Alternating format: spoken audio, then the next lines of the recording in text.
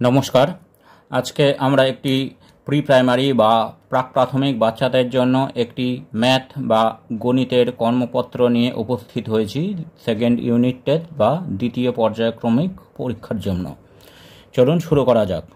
প্রথমে 1 নম্বরে বলেছে সংখ্যা গুণে সঠিকভাবে মেলাও, অর্থাৎ বাঁ দিকে যে সংখ্যাগুলি আছে ডান দিকে যে বস্তু বা জিনিসগুলি আছে তার সংখ্যার সাথে গুণে মেলাতে হবে।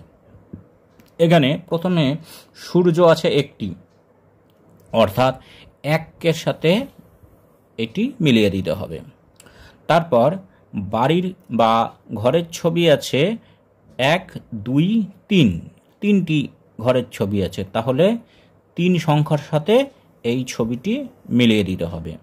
এখানে আইসক্রিমের ছবি আছে 1, 2, 3, 4, 5, 6, 6টি আইসক্রিমের ছবি আছে, তাহলে 6 সংখ্যাটির সাথে এইটি মিলিয়ে দিতে হবে। এখানে লজেন্সের ছবি আছে 1, 2, 3, 4, 4টি লজেন্স আছে, তাহলে 4 সংখ্যার সাথে এটি বাচ্চাকে মিলিয়ে দিতে বলতে হবে। তাহলে এইভাবে সংখ্যাগুণে সঠিকভাবে মেলানো যেতে পারে। এইবার 2 নম্বরে বলা হয়েছে দুটি বাক্সের মধ্যে কতগুলি গোল আছে গুণে পাশের বাক্সে লেখো। অর্থাৎ এই দিকে বাঁ দিকে বাক্সে যতগুলি গোল আছে তার পাশের বাক্সে যতগুলি গোল আছে, দুটি বাক্সের মোট গোল যতগুলি আছে সেই সংখ্যাটি এখানে বক্সে লিখতে হবে। অর্থাৎ এখানে প্রথম বাক্সে আছে 1, 2, 3, 3টি গোল, আর এই বাক্সে আছে একটি গোল, তাহলে 3, 1, 2, 3, 4, তাহলে মোট 4টি গোল আছে। এই বাক্সে আছে 1, 2, 3, 4, 4টি গোল, আর এখানে আছে 5, 6, 7, 7টি, তাহলে মোট 7টি গোল। এই বাক্সে আছে 2টি, 1, 2, আর এই বাক্সে আছে 3, 4, 5, অর্থাৎ মোট 5টি গোল। এইভাবে দুটি বাক্সের মধ্যে গোল বা কোনো চিহ্ন গুণে সেগুলো যোগ করা শেখানো যেতে পারে।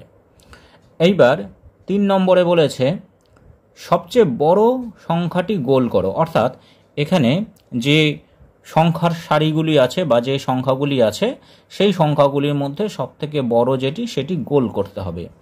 প্রথমে আছে 2, 3, 5, 1, 4, অর্থাৎ এই সংখ্যাগুলির মধ্যে সবথেকে বড় হচ্ছে 5, তাহলে 5টিকে বাচ্চাকে গোল করে দিতে বলতে হবে।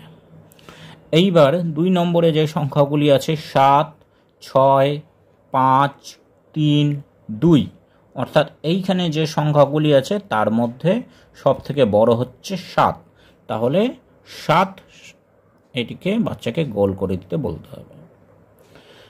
তারপরে যে সংখ্যাগুলি আছে 4, 8, 6, 5, 9, অর্থাৎ এইখানে যে সংখ্যাগুলি আছে তার মধ্যে সবচেয়ে পরে আসে 9, অর্থাৎ সবথেকে বড় সংখ্যা হচ্ছে 9, তাহলে 9 সংখ্যাটিকে গোল করে দিতে বলতে হবে।